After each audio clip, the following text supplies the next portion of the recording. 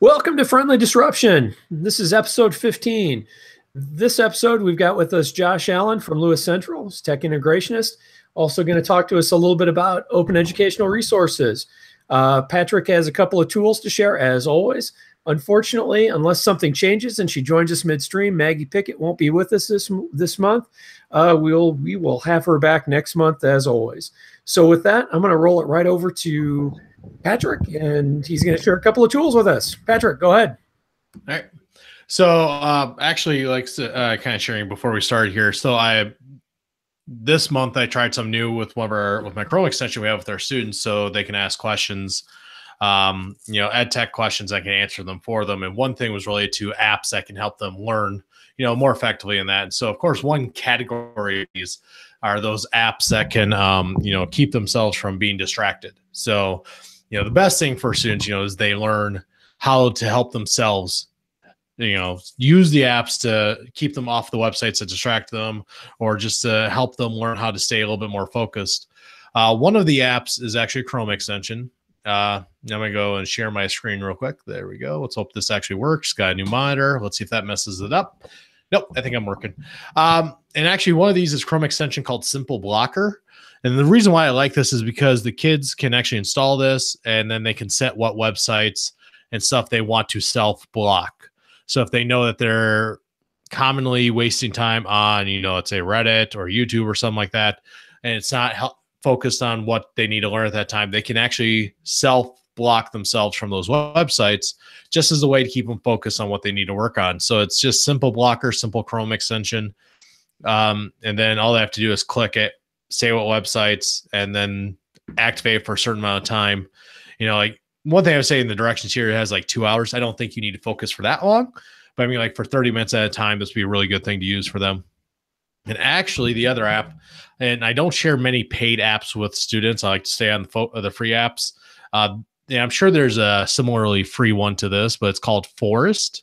So it's an iOS app, and you can do it on Android too. I don't have an Android device in front of me. But what it actually does is that I think it gamifies focus, because what you do is that you kind of set the time you want to have the app open, and only that app. So you can't leave this app. You can, turn your phone off, but you can't go into other apps, because what's going to happen as soon as you start the app, you hit the timer, it's going to start growing a tree. And then the longer the time is, the bigger the tree. You can choose different types of trees. And then once you get to your goal time of staying only in that app, no other apps, you can actually add that tree to your forest, hence the name. So I would kind of thought it was interesting, but actually for my wife, this is actually something she used and uses. And so I think it's a nice little way, just, giving some of these tools to students so that they can, let me turn that off. They can look at ways they can help themselves. There we go. Help themselves stay focused a little efficiently, instead of just, I know a lot of school districts, when they think about kids there, if they're wasting time on a website or something, they go to block it right away. They never get to that teaching component. So these are kind of some apps I would give to kids to teach them how to help themselves stay a little bit more focused. Yeah, I mean, I really like that idea. It's one of the things that I talk about on in our show quite a bit here, but I think it bears retouching. Is, I think there's a couple ideas there that are really critical, that sort of are expressed in both the extension and the app. And I've never seen either of those, but the first being is the power and the importance of metacognition in the process for kids, right? I mean, having kids get to know themselves and make those assessments. And I could envision that you could really develop some instruction around, executive functioning skills, right? I mean, because that's what we're talking about. There's also a nice mindful component to this too, which, I mean, that's a really trendy thing to say, or maybe it's a little passe now. I'm not sure if it's trendy anymore, but, certainly there's a lot of talk about mindfulness still. And then the other thing that I think is really cool is, and it goes right along with that. I think it's a natural outgrowth, that metacognitive sort of understanding is student agency, right? I mean, you're giving control of of the process, particularly with the extension, the Simple Block, to kids. And I mean, that's a really powerful statement, isn't it? I mean, that changes the dynamic of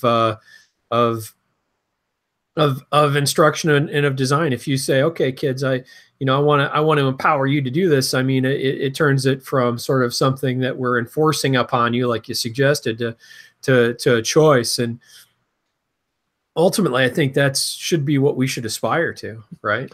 Yeah. Well, our seniors, they graduate, their last day was yesterday. And so one thing I always hope is that we're not sending them to college very unprepared, where they're sitting in a lecture hall and they can't stay focused, or they don't know how to work or how to manage their time even. I think that if you're a school that you block and ban first, you're not doing a service to your students when they need to be lifelong learners and know some of those skills. No, I totally agree. I mean, it's that the command and control culture of education, and there's some practical there's some practical pieces to it. I don't mean to say that teachers shouldn't be in control of their classrooms, but I think we overextend sometimes. And I haven't seen these, but I think about them. I mean, I'm kind of in transition, and for those of you who don't know, and you probably don't follow my personal life very closely, I'm transitioning jobs right now. So I'm exiting college community after 19 years and taking a position with Cedar Rapids schools. And so things will be a little different. So I'll have to think about things and move a little more slowly than perhaps I would at Prairie, where I know the context. But I know that, as I think about this through a lens that I would have had at Prairie, I would think about rolling this out tomorrow. In fact, I may suggest doing that, even though we're at the end of the school year, just so we'd give kids the opportunity for that, whitelist that. And by the way, that kind of unveils sort of my understanding and my thinking about this whole process too, because I'm actually going to have to whitelist the extension, right? Whitelist is such a fun thing to have control of. Yeah, it's one of those things that I think there's some practicality again involved with that. I mean, from our perspective, the main reason why we do it is, and it's primarily a safety issue as much as anything. I mean, based around giving kids access to VPN extensions and things like that. And I don't want to get too technical because that's really not the point of the show. But if we give them the run of the Google Play Store, we lose contain on logging and all sorts of other stuff that we have to do for safety purposes. So unfortunately, we have to do that. I wish we could just sort of do it the other way, blacklist and work our way back around. But unfortunately, it's just not practical. So with that, Josh, what are your reactions? Have you seen either of these tools before? I have not seen either of those. I actually just planted a tree out in front of my house. I wish that it would grow as fast as the app makes it out to be, or I wish that I could just sit there and focus and it would grow. Yeah. I don't think it's going to happen, but I will. I'll give it a try. No, I think Patrick brought up a good point. Just empowering the kids and making them aware that this type of stuff does happen where you get completely distracted. And so if that's you and you have a problem with being distracted with your technology, well, then here's some options for you. It's not a bad thing. It's, Craig, your mindfulness comment was right on point. Like, just take a assessment of yourself. Take a look at yourself. Or do you have a problem with it? Well, here's a quick way to fix it, or at least help it. Maybe not totally fix it. So Patrick, with the Forest iOS app, two things.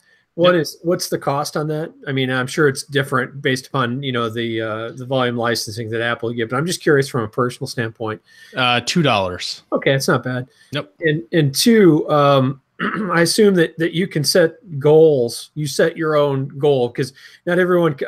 You shared your screen, which was awesome, so we could see it. But if you're just listening, you probably couldn't get a good visual on that unless you happen to watch the YouTube stream here as well.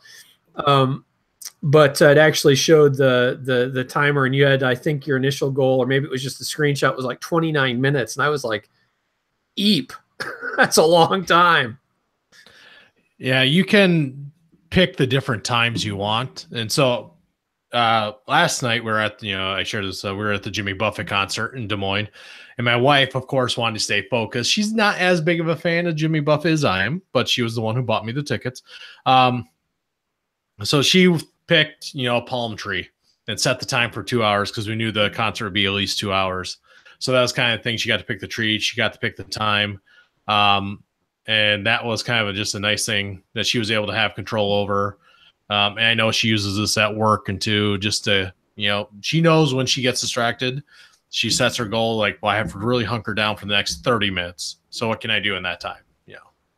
Yeah, I mean, it's like I said, I think it's a really interesting idea. And it is sort of a mindful, sort of almost meditation act in some ways, to stay focused in that way. It's kind of about self-discipline.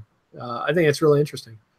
I was just flipping through the App Store looking at it, and a lot of the gamification tools that are big now as well, different achievements and lots of graphs, pretty graphs that are easy to read. Mm-hmm. All that good stuff. I'm sure it badges the heck out of it, but I mean, these are kind of the badges in and of themselves, right? Yeah. So, bonus points to your wife for picking a palm tree at the Jimmy Buffett concert too. Yeah. Very appropriate.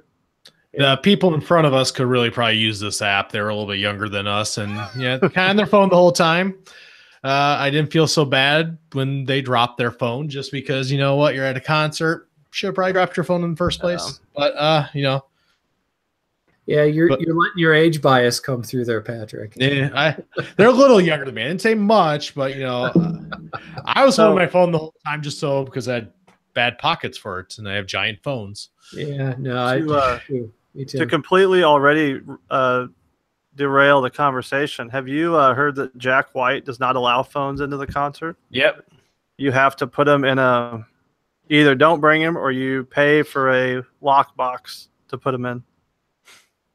It's an interesting marketing strategy, and I don't want to go too far down this rabbit hole either. But in this day and age, when artists are really forced to make their bones off of a live performance or merchandise, I kind of get it. At the same time, it's weird that like apps like this. I mean, it's still somewhat weird that apps like this are appropriate and needed at this point. We're at this point in history that cell phone and internet addiction are things that we have to look at and worry about. I think if either of you guys and I can't remember if I've talked about this previously, Patrick, so I won't go too deep down this, and maybe you already have heard of this, but Josh, but one of my favorite researcher, I don't even say he's a researcher, just speakers, is a guy named Clay Shirky from Columbia University. He'll talk a lot about cognitive surplus. And I think a lot about that in kind of the notion of, what do we do with our spare time, and how do we burn up that sort of extra energy that even 100 years ago we didn't have because we were subsistence living. We were working our tails off 7 days a week just to put food on the table. And the last century it was really television, and now it's clearly phones and mobile apps and those sorts of hyper connectedness activities, and it's interesting. But that's probably a different topic for a different podcast. I want to kind of put us back on point here a little bit, and mainly the reason why we have Josh on is we brought him on because he's kind of done some really interesting work with open educational resources, OERs, and those have some really interesting implications, both good and bad, for accessibility, which is the main focus of our podcast, which we haven't really talked a whole bunch about today. But they do. The first and foremost is that OERs are digital, and so that's an inherent advantage for at least a good chunk of accessibility. It's not perfect, but it makes it easier. I mean, you can get a screen reader on most of them, I'm guessing. And then, you struggle with some of the other stuff in terms of the unevenness of any sort of open sourced environment. So first of all, I honestly don't. We don't use OERs at Prairie. You will next year. Yeah. Well, like I said, I know there's going to be a few, but we haven't done anything with them to speak of. So I'm curious. Tell us a little bit about your experience, kind of where your journey's taken you, where you've been, where you're at right now, where you're going with those, and then we'll just kind of let the conversation take us from there. So go ahead, Josh. Yeah, so probably 7 years ago, I was in another district, and we were getting ready to purchase $750,000 worth of social studies textbooks. And the conversation we had, well, this one is the least worst of what we have, so we're going to go ahead and spend $750,000 on it. And I was just floored. And back then, like, OER wasn't nearly as organized as what it is now. There was no Go Open movement sponsored by the U.S. Department of Ed. And so they spent $750,000. And so fast forward to October 2015, Andy Marcinek was at the U.S. Department of Ed as a Go Open fellow. The U.S. Department of Ed had 10 districts that came out as ambassador launch districts, with the goal of, in one calendar year, replacing one textbook with an openly licensed resource. We joined the Go Open movement a year later. There's now 4 districts in Iowa that are Go Open districts. Cedar Rapids Public, where Craig's going to be next year, is probably one of the leaders in Go Open and OER use in the state. Council Bluffs Public, and then Lewis Central. And there is another one. It is it Mount Union or Union in the Des Moines area? I can't remember for sure off the top of my head. And I'll push back a little bit, Craig, about it being totally digital. Our Go Open focus is actually kindergarten and first grade.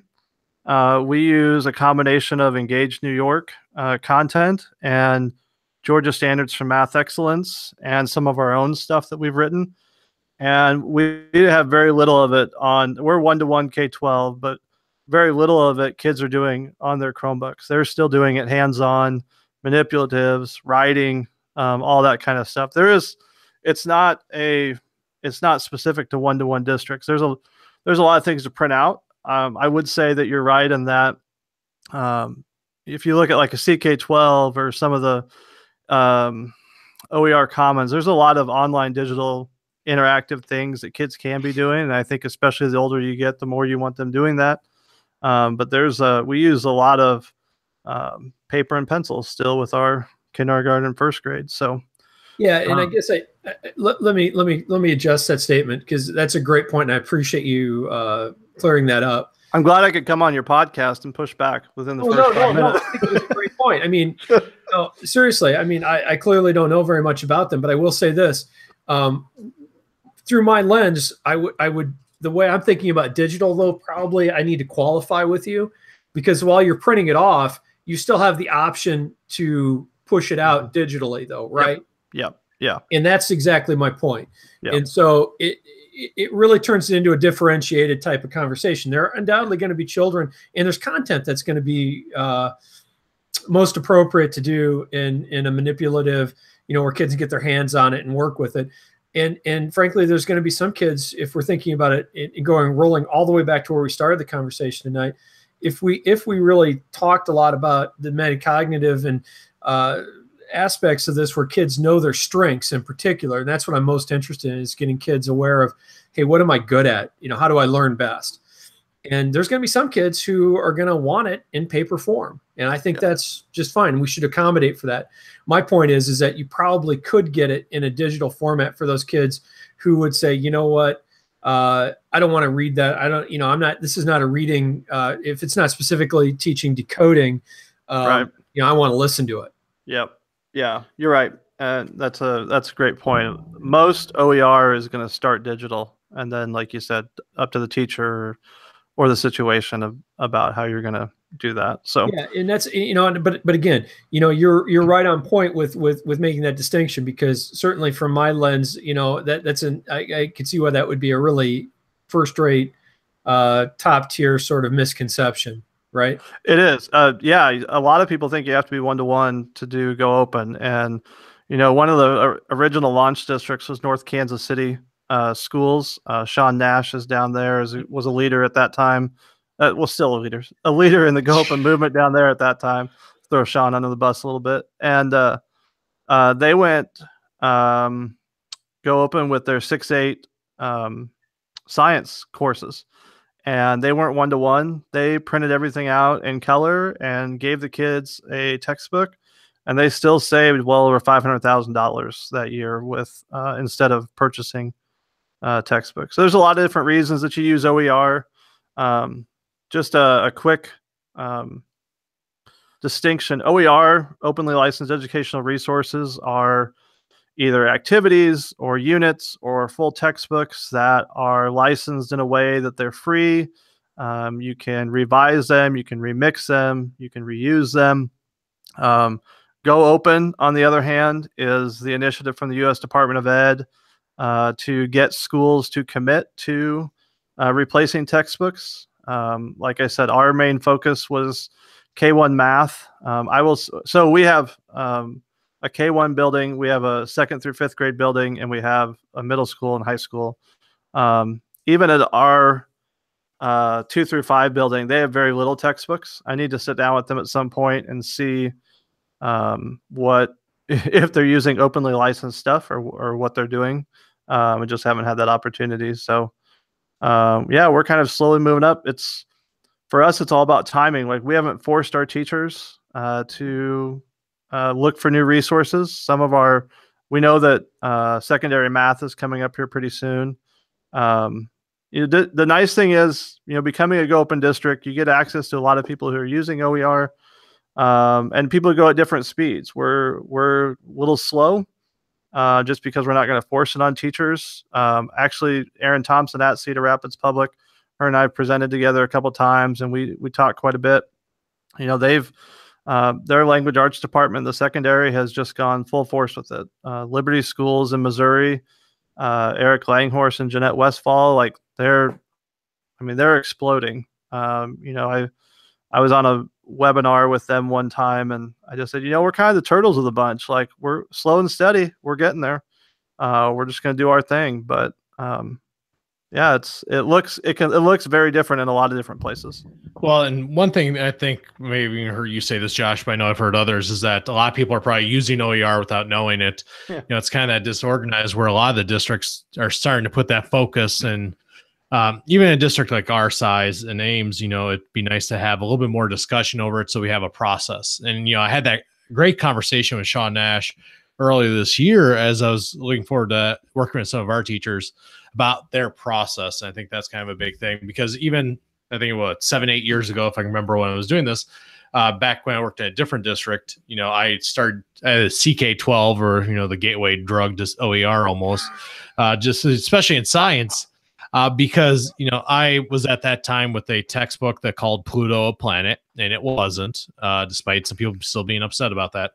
But I started looking for that because, we're still years away from my science department getting, my class getting new textbooks. And I was trying to find the best resources. And I started with that, and I started pulling in other stuff. And, I had to print for a couple kids for various reasons, but it was still like, even at that point, so go 8 years ago, CK12 was almost just PDF textbooks. And, but I still had levels, and because that was at least the starting point, because I had some kids that could read at a higher level, lower level, and I could pick and choose which one, who got what, or give them the option. But that was kind of, I know, at least in my class, when I started that, the textbook I had went up on the shelf. And we kind of just said, there's a resource over there. But at least I now had some that didn't tell me that Pluto was a planet.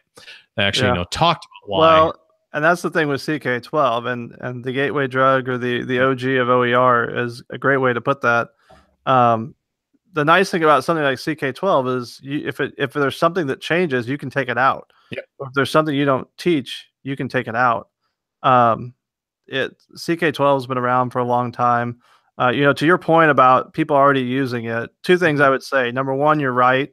When I was at iTech this year, actually, Erin and I presented together, and this lady came up to me afterwards and said, "Hey, I'm so-and-so from wherever, I don't remember." And she goes, "We're already using that. We use that Engage in New York thing that you're talking about. Should we be a Go Open district?" I was like, "Well, yeah, you might as well. I mean, it doesn't cost you anything. You already checked all your boxes for the most part. So, you might as well." And the other thing is that I would say, especially in so many teachers are in the exact same situation that you just described. And, teachers pay teachers. I'm not a fan of the licensing that's there is a little bit more hidden. So the conversation about OER doesn't just have to be about full textbooks. It can be, hey, let's go to OER Commons. let's look for specific activities to supplement the curriculum you just bought. So it doesn't have to be full textbooks. It can be smaller things. Like for great examples, our foreign language department, there's not a lot out there for 12 foreign language. It's a lot of higher ed. And so they bought textbooks this year, which is fine. It's not illegal once you become a Go Open district to ever pay money for textbooks. But, we still have conversations about, okay, you can still go to like an OER Commons or an Amazon Inspire where there's activities that are there that you can search for. You can still do that to find stuff to supplement. You don't have to go all in, just piecemeal it together if you need to. Yeah, I think that just like you've been doing for years. And that licensing is the important thing, because you look at a lot of the online texts, like, so with math just got a textbook last year, science and our middle school science getting new ones for next year. And those online protections that the digital textbooks have, they disable a lot of the Chrome extensions that we might be able to use to make things more accessible, like a text-to-speech tool. And so I was kind of happy we have Snap and Read in our district, but it would work with those inside their digital text form, because it even works inside Kindle app, which I like on the computer. But that's kind of one thing I definitely like about OER, more so than buying a digital textbook, is the digital protections disabling some of these tools that we have with our students. Yeah, that's a great point, because what ends up happening with a lot of those for-profit purchased resources is that they'll try to force you to use their own accessibility tools, and they're often substandard, because they're not best in breed, right? So I want to circle back for just a second, because there's a lot of rich conversation there, and I want to be sure that if you're a layperson like I am in this area, so you talked about a couple different products. So let's be crystal clear with this. So first off, to use OERs, you don't have to be a Go Open district, right? Correct. Right. You can just go out and do it. I loved your point about supplementing materials, and because Lord knows we don't support the district purchase of teachers pay teachers, but it happens all the time. But this would be a great viable way for people to find supplemental instructional material, right? Yeah, absolutely. It's really just directing them a different place to look for materials. I think that's an incredible idea. And then the third thing I want to make sure we do is let's talk a little bit about the OER Commons and what was the other one? The gateway drug. CK12. Let's get. That's going to stick with me, man. Let's make sure that we're clear about where people can find this. I'm sure a Google search would get you a long way there, but let's be crystal clear so that anybody listening who's kind of piqued by this can find it quickly. So talk a little bit about that. Yeah. So CK12.org has been around for a long time. Very interactive. You can do a search on there for earth science, for example. It'll give you 8, 9, 10 chapters of a book. You can rearrange those chapters so that they are in the order that you teach it in. You can take stuff out, and then you publish your version of that book for kids. You can add your own content in. You can add other things in that you find in other places. It's a phenomenal resource. It's free, obviously. OER Commons, OERcommons.org, I believe. OERcommons.org and Amazon Inspire. You have to Google Amazon Inspire. I can't think of it off the top of my head. They're both similar. OER Commons probably has some more stuff. It's been around a little bit longer. Their idea is almost just like searching Amazon, where you can, as a district, you can create a hub. AEAs in Iowa have created hubs. I know other states have done the same thing, where you can upload your own created content. You have a rating system. I think are supposed to attach it to standards. It's more of a search. You'll find units there. It's not nearly as manipulative as a CK12. EngageNewYork.org is what we use for math. They have K-12 math. They have K-12 language arts. They have K-12. I don't know if it's K-12. They are just introducing social studies standards, which look an awful lot. They're New York. So that's Engage New York is developed by the New York State Department of Ed. They just released social studies, and their standards in New York look a whole lot like Iowa's, except they don't study the state of Iowa, as you would expect. So engagenewyork.org. And, to your point too about the accessibility piece, Engage New York's a simple PDF. So I don't have to deal with, like you said, the proprietary stuff. I can use the read and write or whatever it is that you use to read a simple PDF. A lot of times what our teachers do is we'll download it and we'll put it into folders so that if they were to delete it, we would still have access to it. And then we kind of know where it's at a little bit easier. So it's PDF or a Word document. There's others that are out there. Michigan, the state of Michigan. So in addition to being a Go Open district, you can also, states, Department of Eds can choose to be a Go Open state. Michigan's one of them. Iowa's not. I think there's 20-ish states. Michigan has been writing their own social studies curriculum. I know Iowa's talked about it. I don't know where that's at this point, but I know that there's been some discussion around it, which I think is great. So, yeah, it's those are probably the main ones that I can think of off the top of my head. And I think I'll make sure to post those on our Friendly Disruption website with the link to this. But I was at ICE, so Illinois Ed Tech Conference in February, and they were presenting their state resources, which I liked because they're tying into their state standards. And I thought that was a great starting point for a lot of teachers. I would love it if Iowa did something like that. Me too. Yeah. I've mentioned that to multiple people who are way smarter and way higher up than I am, but we'll see. Louisiana, give a shout out to them too. They do a really good job as well. Those are model states for how to do that. Utah, we try and steal science stuff from Utah. I don't know if they have their NGSS stuff out, but that's a good starting point. And more and more states adopt NGSS. That'll make it easier for science. And I know CK12 is pretty much math, science, social studies, and I think a couple other smattering topics. Yep. Definitely a lot more than what I was using 8 years ago. Yeah.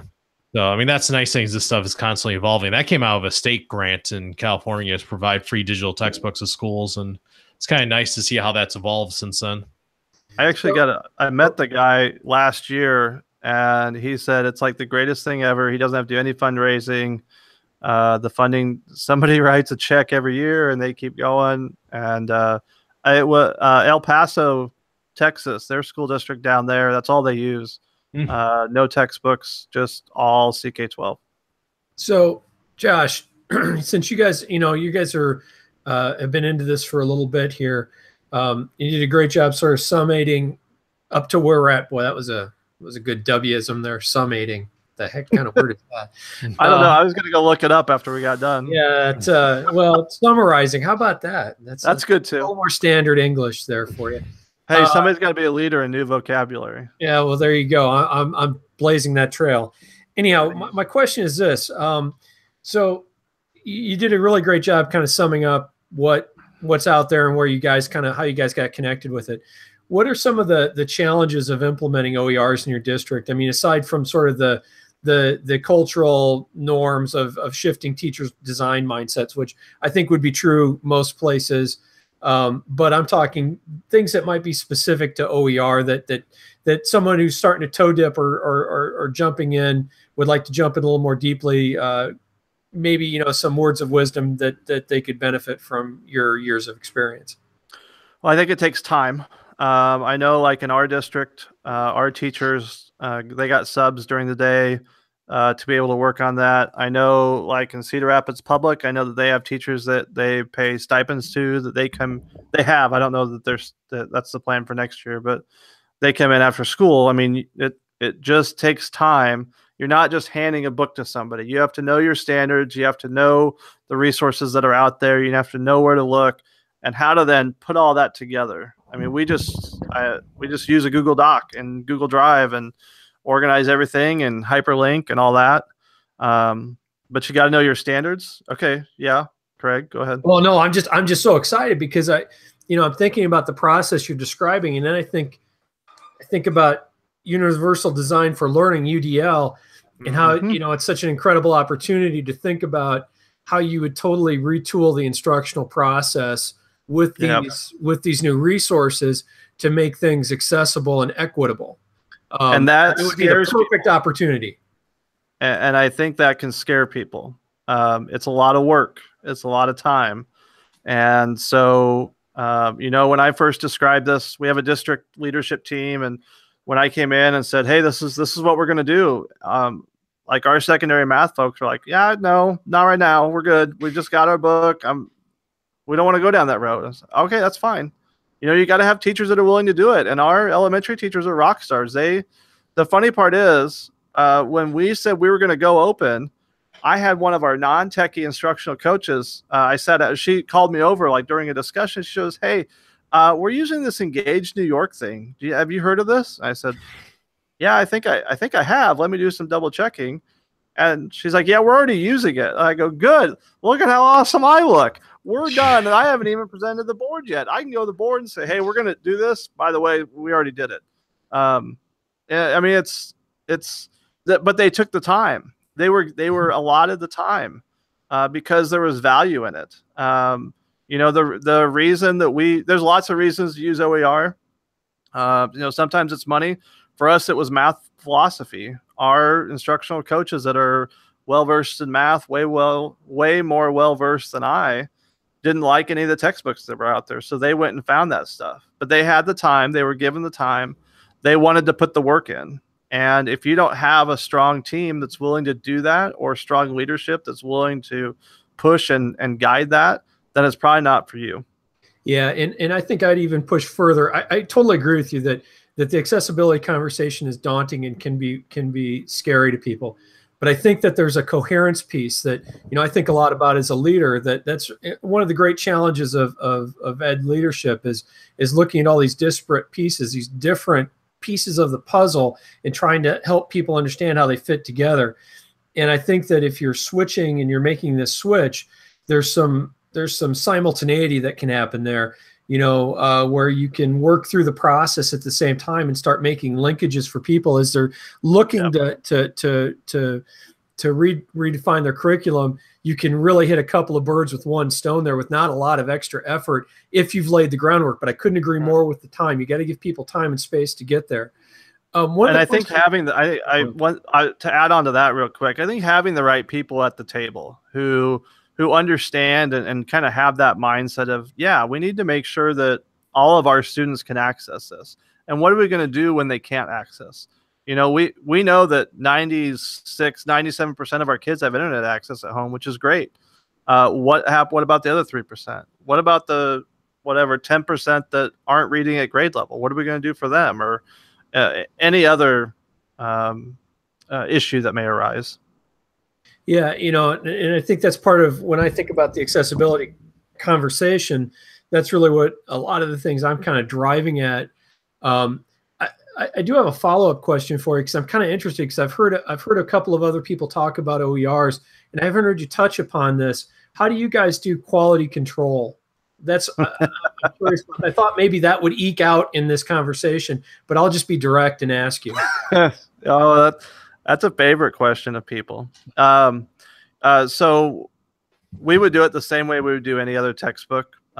Same process. If you are going to say this is going to be your textbook, once you have it complete, it would go to the content team to review, to make sure it's meeting standards. And this is in our district. It's the same process as what you would do for a paid textbook.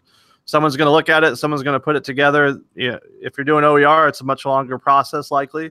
Take it to the content team. Once they sign off on it, then it goes to the board. So we've had a couple different layers that look at it, just like you would a textbook purchase. A couple things that I would say is that, especially when you look at things that have been adopted or created by states and state Department of Educations, I do put some stock into thinking that they've kind of thought this through and probably had some quality control at that point. But the one thing that we're still thinking about is, the great part about OER is you can adjust it on the fly. You don't have to wait for 8 years and do this every 8 years. So at what point do you need to come back to the board? Because our school board, and probably many school boards, don't always, I don't want to say don't care, but if you're not spending money, then it's really not a huge thing on their plate. So they may not ask you, or you may not have to go, but at what point, like what percentage of your curriculum has to change before you go back to the board and say, hey, we've been making some changes? And we don't have an answer to that yet. We don't know when we'll get there either. Well, I think that goes to the fact that our policies and everything still need to evolve into the 21st century, because, you know, that's, you know, we talk about curriculum review and everybody goes, okay, so you're talking about a new textbook. I'm like, that shouldn't be where we, and the quality control, I think, is the fact that, like you said, the process, you know, if we have your PLCs working on the essential standards, looking at what resources tie into that, and then formative assessment data tied to that too, which I like all that stuff. I think it's just about being more purposeful, you know, because I don't think textbooks are always so purposeful. Well, you know, I think you hit it early on too. And, you know, I didn't want to lead you or anything, but to me, it was kind of game over when you said you got to know the core, right? You got to know your standards, and you have to have deep operational understanding of those. And if you do, you're probably going to be okay. I just think it goes to also sort of, it's another step in unpacking or maybe uncovering the way that the profession of teaching has changed over the last few years. You know, I think once upon a time it was good enough just to take the curriculum you were given and sort of dispense it. And now I think there's, I don't know how you can do this job without being a designer. Right. And yeah, that's a good point. That's part of it, right? And so I think this kind of brings that right to the surface, and it's one of the reasons why I'm really intrigued by him. You know, we're coming down to a little longer show. This is really engaging, but I do have at least one more question. I don't want to curtail the conversation too much, but I need to know, you know, we've talked where you've been, where you're at. Where are you guys going with this? What do you think are the next big steps? What do you think is coming down the horizon or just over the horizon in the world of OERs? You know, not that you have a crystal ball, but, you know, you're pretty in tune. What do you think? I think there probably has to be a little bit more organization. Just in the last 2 or 3 months, the owner, I don't even know what they're called, the company who runs OER Commons, ISKME, and I don't ask me what ISKME means because I don't know off the top of my head. ISKME has taken over GoOpen from the U.S. Department of Ed. The U.S. Department of Ed is just doesn't have the staff anymore, so ISKME is going to kind of help grow that. So it'll be interesting. We're actually having a GoOpen Summit here at Lewis Central June 11th with some satellite locations. One is in Cedar Rapids, either at Grant Wood or at Cedar Rapids Public. One in Kalmar, Iowa. One in Kearney, Nebraska. But at Lewis Central, we are going to have the folks from ISKME here to kind of give us a little update. I don't know what they're going to say. CK12 is going to be here too. So if you want to get on the gateway drug of OER, come on over to Lewis Central. We've got room for you. They're flying somebody out from California to chat with us for a little bit. So I think ISKME needs to get a little bit more organization of the resources that are out there. We're still a little bit sporadic. One of the great things about having a GoOpen fellow, whether it was Andy Marcinek or Christina Peters, is that there was a point person to go say, hey, I'm doing 6-8 social studies. Who else is doing that? And they could rattle off 3 or 4 districts that were kind of in the same boat, probably using Google like we are, or using Office like whoever else would be, and saying, why don't you go contact them? That's always the value to me of being a GoOpen district. It's not about getting a jump start, because like we said, anybody can do it, but the connections that I've made, whether it's, you know, Aaron in Cedar Rapids or getting to know Sean better, or just across the country. I mean, to be able to pick their brain and learn from them and see how they did it and translate that to us. ISKME's got to continue that. That's really the power, where we can learn from each other. Yeah, and I think that the GoOpen Summit next month is going to be a big thing, and I kind of wish I was going. I know we have some people going from our district. I'm double booked. I'm actually speaking at another conference. Ridiculous. I think I'm at least going to send an iPad with people that we're sending, so I can just video chat with them the whole day. You know, just kind of like a little telepresence device. You know, I can be 2 places at once. I did go last year, and I made the drive down just for the day. For that. I was only with our district, But I thought it was great, and it's nice that there are still like those people like Christina, who is a great national person now. She gets to travel all over the place, worldly, I guess, really now. And Christina and myself, and I don't know who else, will be at SAI for you Iowa listeners in August to do a roundtable. I don't know if Christina's doing other stuff. And then I think Christina's coming back to iTech in October. If you have teachers that you want to send to learn more about GoOpen and OER. Well, that's awesome. We're right at a little over our 40-minute mark. And so it's been great conversation, Josh. Super, like I said, super engaging.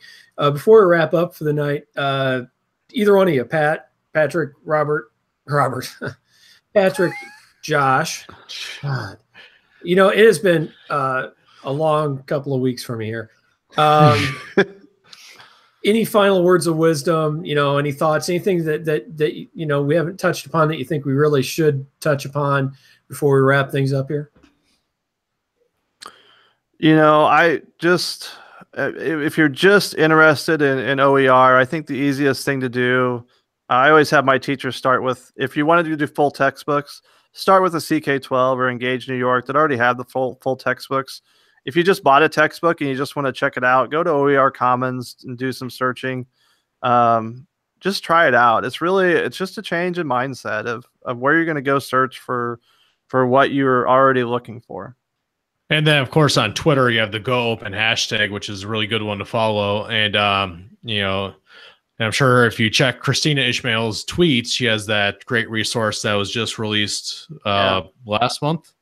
Something like that. Yeah, Christina works for a nonprofit called New America, with her focus being, I think, K-12, GoOpen. But yeah, hashtag GoOpen. Hit me up on Twitter if you have any questions. I'm always happy to answer. J_Allen, member of the _ posse, which is an inside joke that neither you two get, but that's all right. All right, very good. Well, we're going to wrap it up. Again, thanks a bunch, Josh. That was a great conversation. And we will hopefully be back in June. We're still trying to coordinate our June dates with Maggie, but we'll get something together and put out word. Everything we talked about, we're going to try to link on the Friendly Disruption website, and we'll probably put out in our Twitter feed as well. Thanks for listening, and we hope to have you again next month. Thanks a lot. Thanks, guys.